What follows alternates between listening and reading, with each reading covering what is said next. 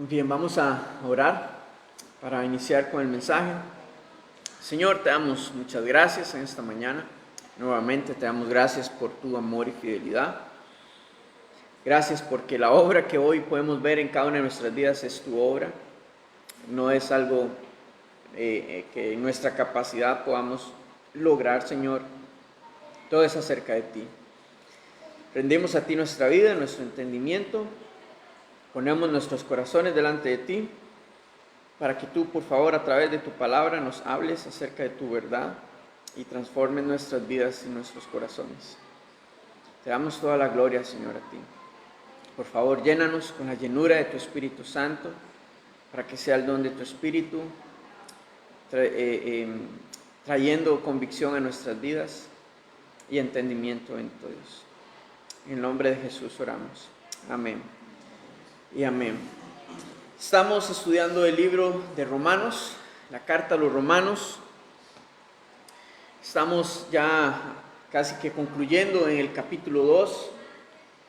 Pablo en esta carta, ya en el capítulo 1, ha hecho una introducción acerca de quién es él, acerca del evangelio que él predica, acerca de quién es Jesús, para dar un fundamento y dejar un fundamento claro de cuál es el evangelio que él está enseñando, qué es lo que él está enseñando. Recordemos, nadie conoce a Pablo porque Pablo no ha ido a Roma, ninguno de los apóstoles ha ido a Roma, pero ahí hay una iglesia.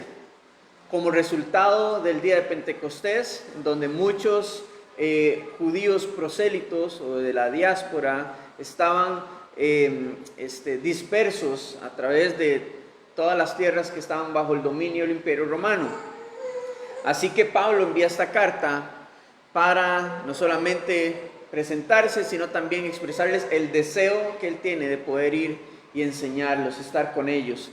Ahora, el enfoque del primer capítulo fue mostrarle de manera general a la iglesia acerca de la decadencia de la raza humana, cómo la dureza de su corazón, cómo su injusticia y cómo su inclinación natural por el pecado ha provocado en respuesta de Dios su ira, que su ira fuese en respuesta al pecado que habita en los hombres, y cómo el hombre se ha inclinado tanto al pecado y ha querido ignorar a Dios, que Dios los ha entregado a sus pasiones y a sus deseos, y estos plagados de pecado.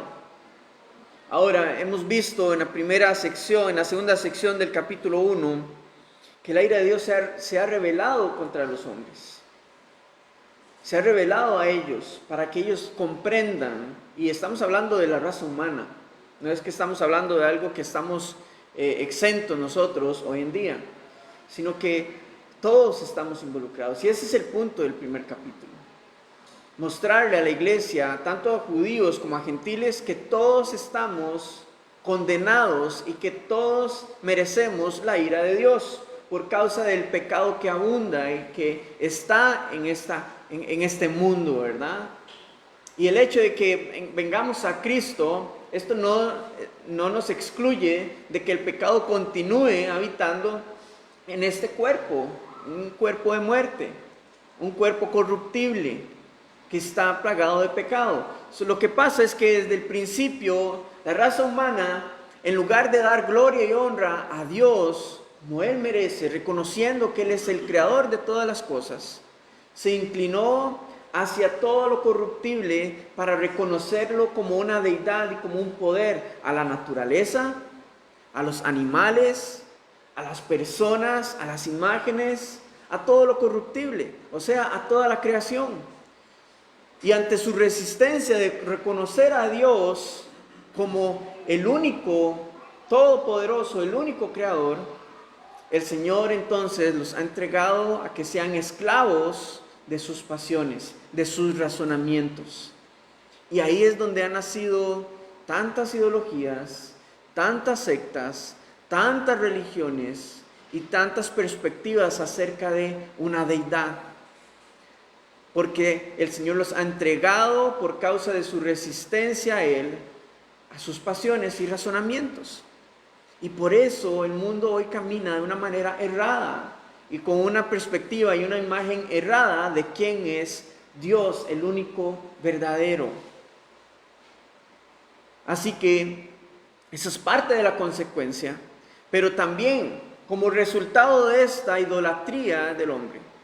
Vimos en la última parte del capítulo 1 que el hombre comenzó en una degradación moral también, no queriendo ser confrontado por la verdad de Dios en su pecado, sino que ignorando esto y conociendo que todas estas cosas son juzgadas por Dios, aún así se han resistido a todo esto por causa de la dureza de su corazón. Y entonces nuevamente el Señor por eso mismo los ha entregado, para que se deleiten. Básicamente les ha dado todo lo que ellos querían, lo que la humanidad, la raza humana quería, que era una libertad de inclinación, de escogencias, de preferencias, basados o fundamentados en el pecado de sus corazones, en sus deseos. Y recuerden lo que nos dice Proverbios acerca del corazón, que él es engañoso. Engañoso es el corazón más que todas las cosas. Así que, basado en el pecado de sus corazones, ellos se han inclinado a todas estas cosas, a la inmoralidad básicamente. Ahora, en capítulo 2, Pablo, después de hablar de una manera general, en donde nos hace ver de cuán merecedores somos todos de la ira de Dios, de la condenación, ahora va un poco más a lo específico, ¿verdad? Va un poco más a lo específico, y la semana anterior hablamos acerca de cuán específico era, de que aquellos moralistas que se creían más que los demás por tener la ley, por conocer la voluntad de Dios, comenzaron a juzgar a otros, y vimos cómo en los evangelios Jesús confrontaba a los fariseos principalmente, que pensaban que ellos eran más que los demás, que tenían algún favoritismo con Dios para el día del juicio. Pero Pablo los ha traído a claridad. No hay acepción delante de Dios. Él pagará a cada uno conforme a sus obras. Y es lo que nos dice en versículo 6. Vamos a retomar un momento a partir del versículo 6 en capítulo 2, donde Pablo les dice: el cual pagará a cada uno conforme a sus obras. Y comienza una lista o un balance entre cuáles obras. Versículo 7, vida eterna a los que, perseverando en hacer bien, buscan gloria y honra e inmortalidad. ¿Cómo puede el hombre alcanzar vida eterna? ¿Por sus propias capacidades? No. Pablo está hablando, está refiriéndose a aquellos que han hecho obras de arrepentimiento, de convicción, de reconocimiento de su estado natural de pecado y cuán necesitado está del Señor. Porque Jesús es el único que puede dar vida eterna. Él es el único que puede justificar al hombre de su pecado. Pero lo que el hombre sí puede hacer en su propia capacidad es lo que continúa diciendo el versículo 8. Pero ira y enojo a los que son contenciosos y no obedecen a la verdad, sino que obedecen a la injusticia. Y les espera tribulación y angustia sobre todo ser humano que hace lo malo, el judío primeramente y también al griego. Pero gloria y honra y paz a todo el que hace lo bueno, al judío primeramente y también al griego, porque no hay excepción de personas para con Dios. Todos son inexcusables. Es lo que Pablo les está diciendo. Tanto el judío como el griego son inexcusables delante de Dios. No, sus obras son insuficientes para poder justificarse delante de Dios. El hecho de que usted sea una buena persona no quiere decir que tiene garantizado un favoritismo delante de Dios, o que haga buenas obras conforme al entendimiento humano. No quiere decir que usted tenga un favoritismo delante de Dios, porque el día en el que Dios juzgará, y esto es en la segunda venida de Cristo, todos estaremos delante del trono de Dios para recibir nuestra paga. Y es lo que dice en versículos 7 al 10. Salvación para todos aquellos que han puesto su confianza en Jesucristo, que han hecho obras de arrepentimiento. O sea que el fruto de un verdadero arrepentimiento, de una verdadera transformación en su vida, se ve visiblemente delante de Dios, que ha entregado su vida a Cristo, reconociéndolo a Él como el único que puede justificar.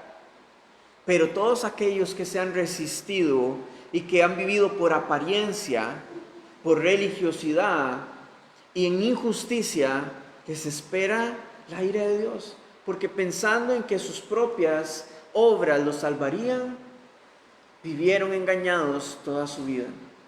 Y aquí Pablo está apuntando hacia los judíos, porque ellos han recibido la ley de Moisés, han recibido la promesa del Mesías, han recibido al Mesías, pero en el sentido de que ha nacido en su pueblo, pero ellos lo han rechazado.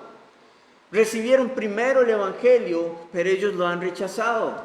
Recibieron primero la misericordia de Dios, su gracia, pero ellos la han rechazado. Y por eso Pablo dice que primero al judío, pero también al griego, porque ellos también están de primeros en la lista a quienes Dios juzgará por sus obras. Porque ellos se jactaban de que el pacto de Abraham, a través de la circuncisión, les daba una garantía delante de Dios en el día del juicio. Que los gentiles no tenían ninguna garantía delante de Dios. Que ellos eran los que iban a alimentar el infierno. Que para eso Dios los había creado. Y esa era su perspectiva acerca de los gentiles. Por eso el menosprecio. Pero Pablo los está poniendo en orden, los está exhortando. Todos estaremos delante de Dios, porque todos somos culpables. Ninguno merece su amor, su redención, su misericordia, pero Él nos la ha dado. Y solamente aquellos que han recibido a Cristo en su vida, en su corazón, serán justificados delante del Señor. Es lo que Pablo está hablándoles a la iglesia. Porque recordemos que los judíos, que eran los que predominaban en la iglesia en Roma, estaban imponiendo su estilo de vida, sus tradiciones judías, las cuales habían traído al cristianismo, y estaban exigiéndoles a los gentiles que para poder formar parte de la iglesia, ellos tenían que pasar por el proceso del judaísmo. Tenían que convertirse al judaísmo y luego acceder a su Mesías. Y principalmente, la principal obra a la que ellos abogaban era la circuncisión. Y eso estaba trayendo división y confusión en medio de la iglesia. Así que Pablo les está dando un fundamento. Y el primer fundamento son las malas noticias. Y es que por cuanto todos pecaron, están destituidos de la gloria de Dios. Ahora, ya Pablo les ha hablado a todos en general respecto a la degradación de la raza humana. Les ha hablado a los que juzgan, a los que moralmente se creían más que otros. Y ahora va a comenzar a hablarles más específicamente a los religiosos. Veamos, versículo 12. Porque todos los que sin ley han pecado, sin ley también perecerán. Y todos los que bajo la ley han pecado, por la ley serán juzgados. Porque no son los oidores de la ley los justos ante Dios, sino los hacedores de la ley serán justificados. En el versículo 12 vemos una frase que se repite 2 veces. Y ese es el común que habita entre tanto judíos como gentiles. Y es que han pecado. Sin ley o con ley, todos los hombres han pecado por su naturaleza. La naturaleza de pecado. Lo único es que aquellos que tienen la ley, y estos son los judíos, quienes se jactaban de esto, ellos conocen la verdad de Dios, conocen la voluntad de Dios, conocen qué es lo que no está correcto delante de Dios, o lo que Él Él detesta. Pero aún así han pecado. Por lo tanto, no tienen excusa. Pero los que están sin ley, también, veamos versículo 14. Porque cuando los gentiles que no tienen ley hacen por naturaleza lo que es de la ley, estos, aunque no tengan ley, son ley para sí mismos. ¿Qué es todo esto que está diciendo Pablo acá? Versículo 15 nos lo va a aclarar un poco más. Mostrando la obra de la ley escrita en sus corazones, dando testimonio su conciencia. Los que no tienen o los que no están bajo la ley, estos son los gentiles, ellos no están bajo la ley, no la conocen. Los judíos se jactan de que ellos conocen toda la ley, conocen la verdad, pero los gentiles no. Pero aún así esto no los excusa delante de Dios, porque su conciencia, la cual es creación de Dios, porque Dios los ha creado y ha soplado aliento de vida sobre cada ser humano. Por lo tanto, tenemos una pequeña parte, o nacemos todos con esa pequeña parte, de esa pequeña porción del Espíritu de Dios, lo cual le da vida a los hombres. Esa es la conciencia que los acusa respecto a lo que están haciendo bien o están haciendo mal. Pero ¿qué es lo que pasa? Que con el tiempo, la inclinación natural del hombre hacia el pecado cauteriza los corazones y el razonamiento y los pensamientos. Por lo tanto, se hacen insensibles ante su conciencia. Pero aún así, esto no los va a excusar delante de Dios. Pero a los judíos tampoco. Ahora, en versículo 13 dice, porque no son los oidores de la ley los justos ante Dios, sino los hacedores de la ley serán justificados. Y cuando en el contexto Pablo habla acá de los hacedores de la ley, está hablando de que la ley debe cumplirse completamente, perfectamente, no solo un día, sino de manera constante el resto de su vida en esta tierra. Algo que ni los judíos ni ninguna otra persona ha logrado, solamente Jesús. Solamente Él. Por lo tanto, no serán justificados. Solamente aquellos que rinden su vida y entregan su corazón a Cristo Jesús.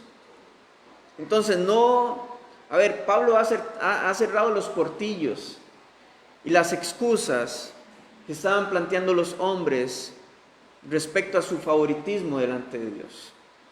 Ya no hay excusa, los ha desarmado completamente, tanto el que está sin ley como el que tiene la ley. Todos están condenados a la ira de Dios y solo Cristo Jesús los puede justificar.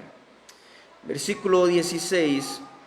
versículo 15 retomemos, dice, mostrando la obra de la ley escrita en sus corazones, dando testimonio a su conciencia y acusándoles o defendiéndoles sus razonamientos. En el día en que Dios juzgará, ¿por quién? ¿Por la moral del hombre? ¿Por su perspectiva de justicia? Por Jesucristo. Los secretos de los hombres conforme a mi evangelio. Ese es el estándar. Ese es el filtro. Esa es la regla por la cual todos vamos a ser medidos delante de Dios.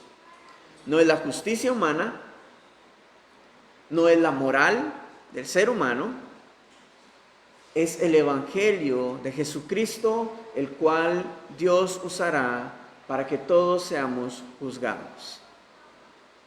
Y conforme a este evangelio, el Señor pagará. Vimos anteriormente, tribulación y angustia para unos, pero salvación y honra a otros, a quienes lo han recibido. Y sabe, esta es la única garantía que tenemos, Jesucristo. No las buenas obras, los buenos pensamientos, buenos deseos.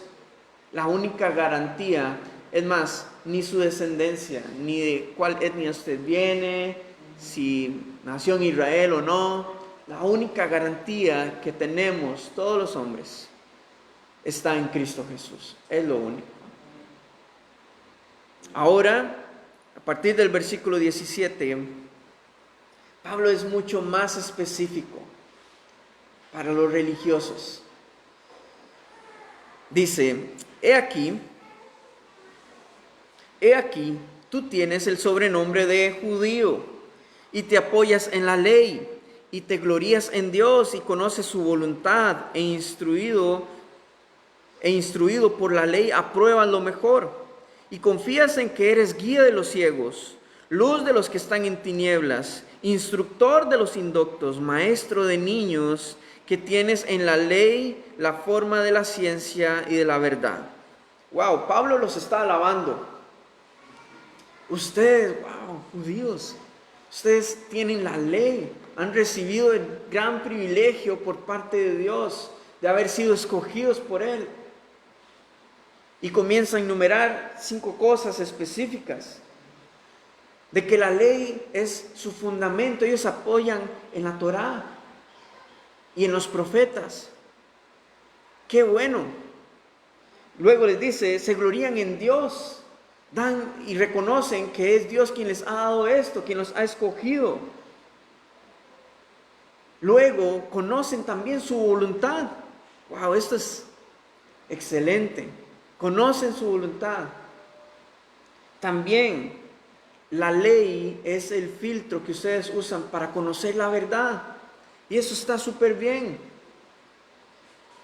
Y el punto número 5 se resume en el versículo 19 y 20, cuando ellos se dicen ser guía de los ciegos, luz a aquellos que están en oscuridad, instructor, maestros. O sea, ellos enseñan a sus generaciones acerca de la verdad de la ley de Dios, de su palabra. ¡Qué bueno! Tienen todo el conocimiento. Pablo era un erudito, de los mejores en su época, antes de ser cristiano. Y él podría haberse involucrado dentro de esta lista. ¡Qué bueno! Pero una cosa es tener la información y el concepto y con el conocimiento, pero otra cosa es la práctica, la aplicación. Y aquí Pablo los va a exhortar a aplicar lo que ellos estaban predicando. Y nuevamente, si tenían algún argumento, algún mínimo orgullo respecto a esto, a su conocimiento, Pablo se los va a traer abajo con sus palabras, que son guiadas por el Espíritu Santo. Veamos, versículo 21. Viene la exhortación, la confrontación. Tú pues, que enseñas a otro, ¿no te enseñas a ti mismo? Tú que predicas que no se ha de hurtar, ¿hurtas? Tú que dices que no se ha de adulterar, ¿adulteras? Tú que abominas de los ídolos, ¿cometes sacrilegio? Tú que te jactas de la ley, con infracción de la ley, ¿deshonras a Dios? Y aquí está la parte más fuerte, versículo 24. Porque como está escrito, el nombre de Dios es blasfemado entre los gentiles por causa de vosotros. Qué duro. Después de alabarlos y ponerlos y levantar su orgullo, Pablo ahora les habla con la verdad. Les habla con la verdad. De que ellos piensan de que sus intenciones y su conocimiento es lo mejor y que sus acciones no tienen nada que ver, o que Dios iba a ser parcial respecto a su ley, a su juicio. De que le iba a importar más las acciones o más el conocimiento, las intenciones, porque eso era lo que creían los judíos. Y en el tiempo de nuestro Señor Jesucristo, Él se los aclaró, de que por el hecho de que ellos pensaran o sintieran la ira o enojo contra un hermano, eran dignos de muerte, ya estaban condenados también, porque ya lo habían deseado en su corazón. Y es lo que Pablo está confrontándoles, que ellos instan a otros a que no pequen, pero ellos no ven su pecado. señalan el error de los demás, pero no pueden señalar su propio error, ni reconocerlo. Pablo está desarmando completamente a aquellos que tenían un argumento de poder ser justificados o tener algún favoritismo delante de Dios. Y sabe, Pablo le está hablando a los judíos acá. Pero esto se aplica para nosotros hoy. El hecho de que vengamos a la iglesia cada domingo y que tengamos tiempo de evangelismo, que tengamos tiempos de estudio de la palabra, eso no nos garantiza nada. Eso aumenta nuestro conocimiento para que podamos ser transformados, sí. Pero de nada vale si a la hora de la aplicación no estamos trayéndolo a nuestra vida cotidiana. Y saben, ahí está la parte más fuerte. Porque el versículo 24, si vemos hacia atrás al Antiguo Testamento, con Abraham, por ejemplo, en el libro de Génesis, él estando delante de Faraón en Egipto, él mintió acerca de su mujer, diciendo que era su hermana. Bueno, en realidad era su media hermana, pero en sí no era su hermana, era su esposa. Pero él mintió por causa de que tenía temor de ser asesinado. Entonces tomó a su esposa y le dijo, ella es mi hermana. Y la puso en peligro también, hasta que Dios mismo exhortó al faraón, alguien que ni lo conocía, ni con quien tenía una relación. Dios lo exhortó porque misericordia de Abraham y para Sara, pero también porque esto podía alterar su voluntad para el pueblo de Israel. Y por eso él intervino, más que por gracia y misericordia, porque era su voluntad, la cual ya estaba trazada, de que Abraham y Sara fueran los que dieran a luz al pueblo de Israel. Y por causa de esto echaron a Abraham, y los demás egipcios estaban hablando acerca del Dios de Abraham y de Abraham. Estaban blasfemando a Dios por causa de su mal testimonio. Igual el rey David,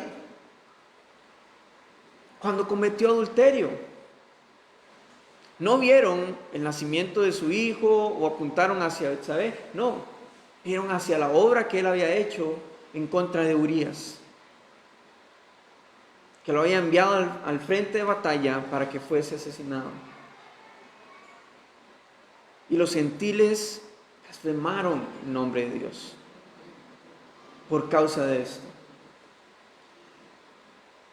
¿Cuántos o cuántas personas que tienen un título? Bueno, y es que la verdad el cristiano no es un título, es un estilo de vida. Pero cómo la iglesia ha sido manchada por el mal testimonio de personas que tienen y conocen la voluntad de Dios, tienen la palabra de Dios, son formados en la palabra de Dios, pero hasta ahí no viven la palabra de Dios. Y por causa de esto también el nombre del Señor es blasfemado. Y lo peor de todo es que la imagen de quién es Dios se ve distorsionada por causa del testimonio muchas veces. Y aquellos que aún no tienen y no han puesto su fe en Cristo no quieren ponerla porque tienen una imagen errónea acerca y una perspectiva errónea de quién es Dios y de lo que dice su palabra. No porque la hayan leído, sino por el testimonio de muchos. Y esto es lo más doloroso y confrontante para nosotros hoy. Bueno, pero Pablo estaba confrontando a los judíos. Que el Señor sea el que nos siga hablando a través de su palabra. Continuamos en versículo 25. Pues en verdad la circuncisión, y Pablo les va a hablar ahora acerca del último argumento que ellos tienen. La circuncisión.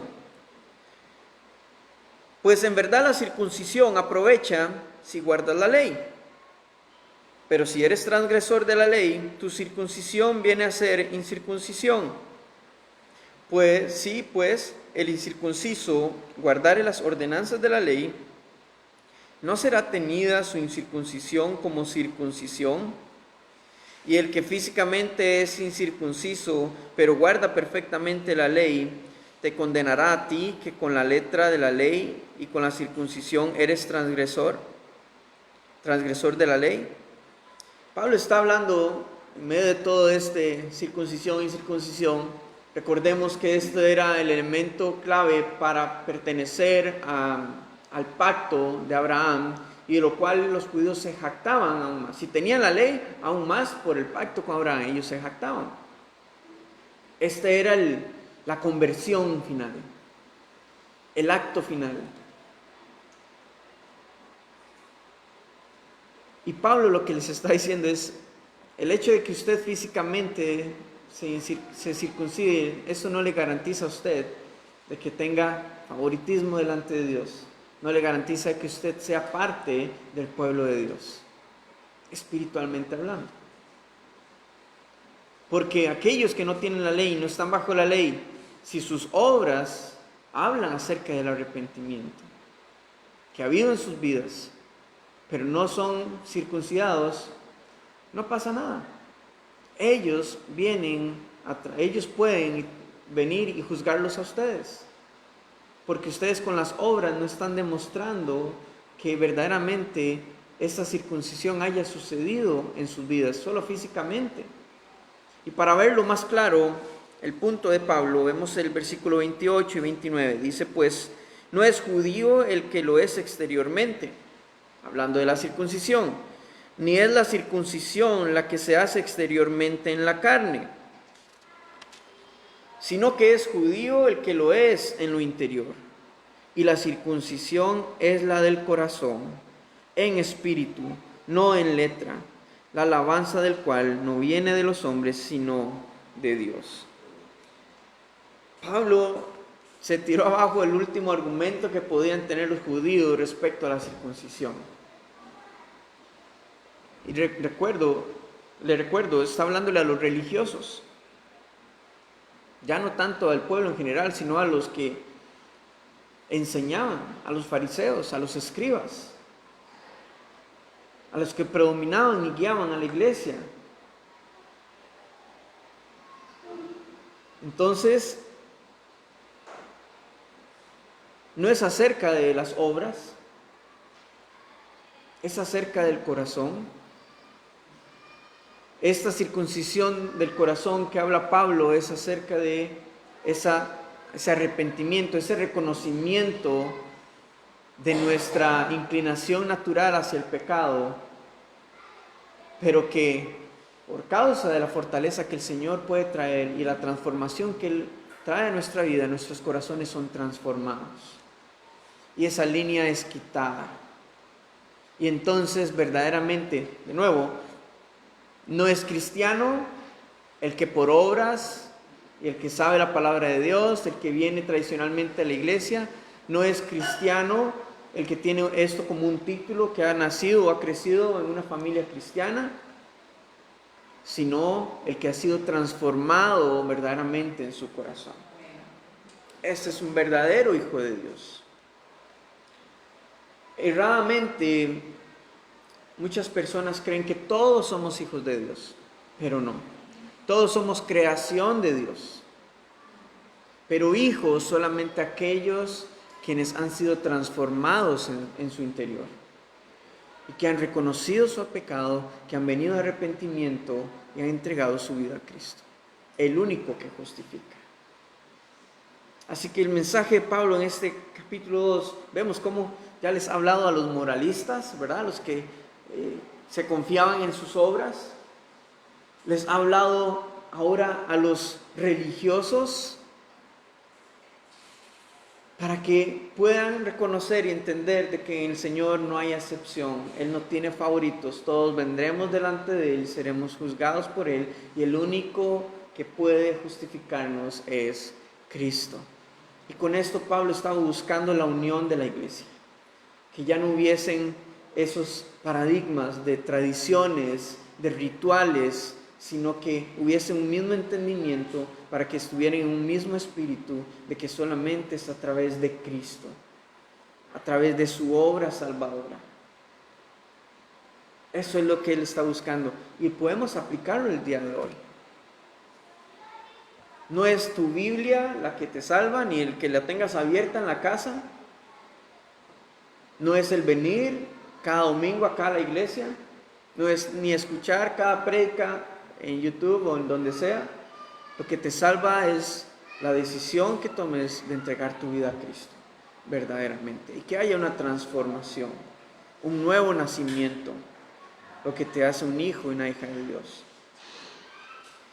Y seguido a eso, para los que tenemos nuestra fe en Cristo, no es las tradiciones, no es el bautismo en agua lo que te hace más cristiano, ¿no?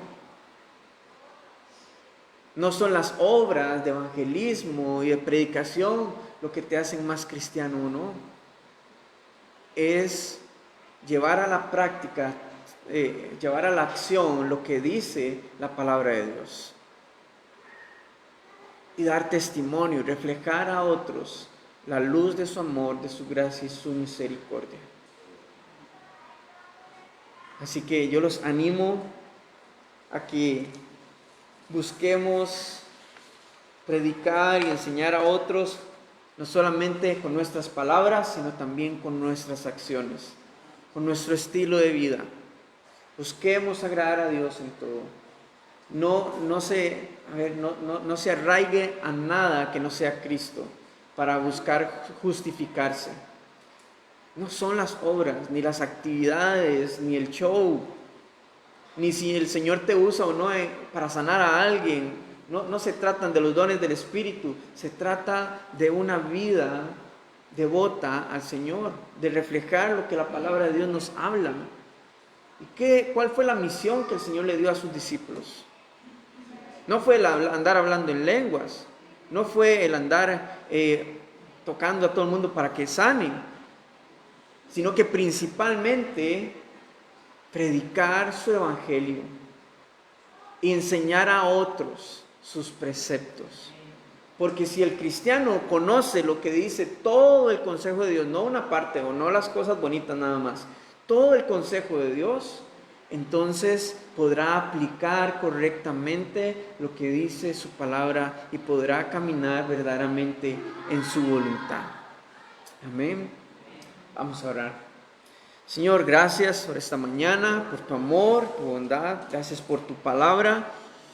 Señor, gracias por tu Espíritu Santo que nos trae convicción, nos trae claridad respecto a lo que estás hablando a nuestras vidas. Gracias por la confrontación. Gracias, Dios, porque tú traes exhortación a nuestras vidas con el único objetivo de que podamos vivir conforme a tu voluntad, de que podamos examinar nuestras vidas y verdaderamente abrirte la puerta a ti para ser transformados, Señor. Te damos gracias, Señor. Perdónanos por la manera en la que hemos ensuciado tu nombre, Señor, que hemos provocado que aquellos que no te conocen blasfemen contra ti. Perdónanos por haber manchado, Señor, el testimonio de tu iglesia, de tu novia. Y ayúdanos, por favor, Señor, a caminar con una vida testimonial, Señor Jesús, digna de ti, Padre. Glorifícate, Señor, y ayúdanos, Señor, a levantar a los hermanos que han caído, a restaurarlos en tu nombre. Ayúdanos, Señor, a ser, Señor Jesús, como esa cuerda de 3 dobleces, Señor. Ayúdanos, Señor, a poder abrigar a aquel que está pasando por tiempos difíciles y poder reflejar, Señor Jesús, tu amor y tu verdad, así como la iglesia primitiva, Señor, que era testimonio en el pueblo, que tenían favor delante del pueblo. Ayúdanos, Señor, a volver a esa esencia de lo que es tu iglesia, Padre.